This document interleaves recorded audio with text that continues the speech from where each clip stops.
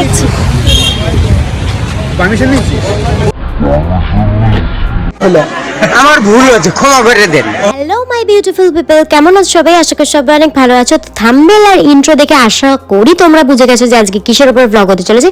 Yes, আজকে আবার আমি সঞ্জয় দাদের সাথে শুটে গেছিলাম, আর আজকের ব্লগটা কিন্তু ছিল সিআইডি পার্ট 2 এর বিহাইন্ড দ্য সিনস নিয়ে। তো সকালবেলা যেহেতু আমার কল টাইম ছিল, তাই জন্য আমি এখন একটু চাউমিন বানিয়ে নিচ্ছি। আর বিশ্বাস করো, শীতকালে এরকম অনেক সবজি দিয়ে একটা হেলদি ব্রেকফাস্ট বানাতে আমার কিন্তু ব্যাপক লাগে। তো সেটার জন্যই আমি ধীরে সুস্থে ভালোভাবে একটা হেলদি ব্রেকফাস্ট বানিয়ে নিচ্ছিলাম। তারপরে চাউমিন বানিয়ে নিয়ে আমি চলে গেছিলাম ওটা টেস্ট করতে। আর খাওয়ার সময় আমি এমনই একটা গারল, মানে আমাকে দিয়ে সামান্য একটা চামচ ঠিক করে হ্যান্ডেল হয় না, আমি কি করে বয়ফ্রেন্ড হ্যান্ডেল করবো সেটাই ভাবি।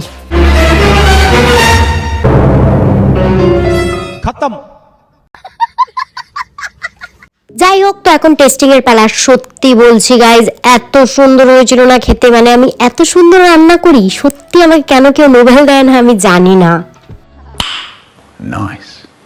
দেন খাওয়া দাওয়া করে আমি একদম রেডি হয়ে বেরিয়ে পড়বো এখন। আর বিশ্বাস করে আজকে অনেকটা লেট হয়ে গেছে। ফার্স্টে ভেবেছিলাম হেঁটে যাবো, কিন্তু না, তারপরে আমাকে অটো ধরতে হয়েছিল। আর অটোর সামনের সিটে বসে রোদটা যেভাবে আমার গায়ে পড়ছিল না কন্টিনিউয়াসলি, আমার মন থেকে এই কথাটা বেরিয়ে আসছিল, বিশ্বাস করো। मुझे अपने घर जाना है, मुझे घर जाना है। এত শীতের রোদের মধ্যে ঝলসে আমি চলে এসেছি লোকেশনে, বাট তখনও কেউ আসেনি। আমি কিছুক্ষণ দাঁড়িয়েছিলাম, সত্যি কথা বলতে এবার দাদারা খুব একটা দেরি করেনি। আর এটা কি বলতো, এটা হচ্ছে আমাদের হবু বর, মানে অয়নদার কিন্তু সামনেই বিয়ে। আর এটা তো কি তোমরা জানো, গিয়ে নতুন করে বলতে পারো না, বাট এটা কে? তার কিছুক্ষণ পরেই আমাদের সঞ্জয়ের একদম হিরোওয়ালা একটা এন্ট্রি নিয়ে সবাইকে একটু বকাঝকা করছিল, কারণ ওখানে সৌহার্দ্য আরো অনেক কিছু কিছু ভুল করেছিল। তাই জন্য বলছিল যে তাড়াতাড়ি যা, আমাদের সেকেন্ড লোকেশনে যেতে হবে, কারণ ফার্স্ট লোকেশনে শুট অলরেডি সঞ্জয় দাদের ডান হয়ে গেছে। আর এই লুকটাতে আমাদের দাদাকে যা লাগছিল, পুরো একদম সেক্সি। তারপরে আমাদের হিরো সঞ্জয় দাকে নিয়ে সবাই মিলে চলে গেছিলাম সেকেন্ড লোকেশন। আর বিশ্বাস করে এই বাড়ি কম লাগছিল, রাজমহল বেশি লাগছিল, আর ভেতরটা আরো সুন্দর ছিল। ওখানে গিয়ে ঝটপট কাজ শুরু করে দিয়েছিলাম, বেশি কথা না বাড়িয়ে। দাদা আজকে আমাকে এত সুন্দর একটা দায়িত্ব দিয়েছিল যে কি বলবো। আর সেই দায়িত্বটা হলো জয়কে আমার শাড়ি পরাতে হবে। আর বিশ্বাস করে আমি তো ওখানে জয়কে শাড়ি পরাছিলাম, কিন্তু ওখানে বিট্টুদার ভূমিকায় কি ছিল আমি জানি না, বারবার ও এসে কি বোঝাতে চাইছিল। আর হ্যাঁ, জয় কিন্তু বলেছে আমি নাকি শাড়িটা খুব সুন্দর পরিয়েছি। তো শাড়িটারই পরিয়ে নিয়েছি, মোটামুটি হয়ে এসছে। তো চলো এখন আমরা জয় থেকে জেনে নিই যে ওর কেমন লেগেছে শাড়িটা পরে। ঠিকঠাক ঠিকঠাক রামকৃষ্ণ দেবের মতো লাগছে। তুমি এসছো? জয়কে শাড়িটারি পরিয়ে রেডি করার পর আমি নিজেও রেডি হয়ে শুট স্টার্ট করে দিয়েছিলাম, যেহেতু শীতকালে ডে লাইট প্রোগ্রাম সমস্যা হবে। আর এখানে আমার একটা শুটটা বুঝতে বা চিন্তা বুঝতে অসুবিধা হচ্ছিল বলে দাদা আমাকে খুব সুন্দর গাইড করে দিয়েছিল। আর আমার এই জায়গার স্মাইলি ফেসটা জাস্ট তোমরা একবার দেখো গাইস। নিজের লোকেশনে শুট শেষ হয়ে যাওয়াতে আমরা সবাই মিলে উপরে এসে আর কি স্ক্রিপ্ট নিয়ে আলোচনা করছিলাম, কথাবার্তা বলছিলাম যে এর পরের সিনটা কিভাবে কি ক্রিয়েট হবে, কি বৃত্তান্ত। বাট তার মধ্যে দেখো জয় আর বিট্টু এখানে কি করছিল আমি বুঝলাম না। যাকে ওদের ব্যাপার স্যাপার আমার বুঝে কাজ নেই, আমি বাবা যাই আমার শুট করতে। আর আজকে আমার শুট করতে একটু অসুবিধা হচ্ছে বলে বিশ্বাস করো দাদা একটু নিজের মাথা গরম না করে আমাকে এত সুন্দরভাবে গাইড করেছে না। এই কারণটার জন্যই আমার দাদাদের গ্রুপে কাজ করতে এতটা ভালো লাগে।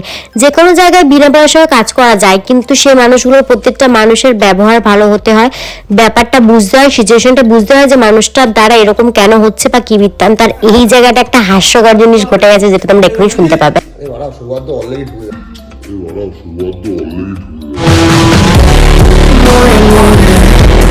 সৌহার্দ্য ঝাড় খাওয়ার মেন রিজন ছিল ওর এন্ট্রি নেওয়ার কথা ছিল এখন, বাট এন্ট্রি নিয়েছিল একটু আগে, তাই জন্য সুব্রতকে ঝেড়েছিল।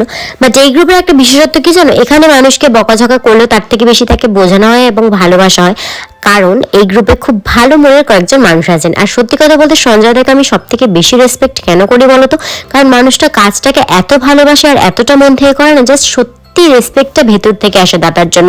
কারণ এই যে দাদার হাতে চোটটা দেখছো না, এটা কিন্তু রিয়েলি দাদার হাতে রিয়েল লাইফেই চোট লেগেছে। বাট দাদা কিন্তু চাইলেই এই সময়টা ব্রেক নিয়ে আমাদের উপর দায়িত্ব দিয়ে দিতে পারতো, বাট দাদা কিন্তু সেটা একদমই করেনি। দাদা নিজে অনবদ্যভাবে ভাবে যেমন কাজ করে গেছে, সেরকম কিন্তু ভিডিও ক্যামেরাও করেছে, অনেক হেল্প করেছে। প্রত্যেকটা মানুষ যদি ভুল করতো বা কেউ যদি ভুল করতো, তাকে ভুলটা ধরিয়ে দেওয়া, ভুলটা বুঝিয়ে সুন্দরভাবে অ্যাক্টিংটা করিয়ে নেওয়া। আর জয় অ্যাক্টিং নিয়ে এই ভিডিওটাতে কোনো কথা হবে না গাইস, কারণ ও একটা ছেলে হয়ে একটা মেয়ের ক্যারেক্টার এত সুন্দর সুন্দর করে ফুটিয়ে তুলবে আমি কখনো ধারণা করিনি।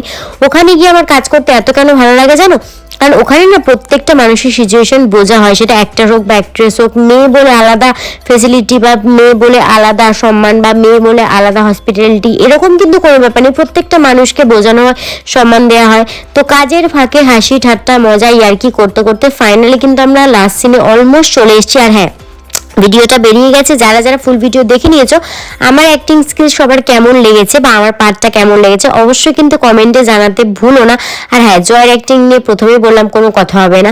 তো দেখতে দেখতে কিন্তু আমরা ফাইনালি লাস্ট পার্টে চলে এসেছি। লাস্ট পার্ট কমপ্লিট করে আমি ঝটাপট ড্রেসটা চেঞ্জ করে বেরিয়ে পড়েছিলাম বাড়ির জন্য। তো এরকমই মিনি ব্লগ দেখার জন্য বা এরকমই এক্সাইটিং ভিডিও এনজয় করার জন্য, ডেলি লাইফস্টাইল ব্লগ এনজয় করার জন্য আমার চ্যানেলটাকে অবশ্যই সাবস্ক্রাইব করে দিও। আর সাবস্ক্রাইব বাটনের পাশে বেল আইকনটা প্রেস করে যাতে আমি ভিডিও চালাই তোমাদের কাছে সবার প্রথমে নোটিফিকেশন চলে যায়। তো আজকের মতো টাটা, দেখা হচ্ছে খুব তাড়াতাড়ি নিউ এক্সাইটিং ভিডিও।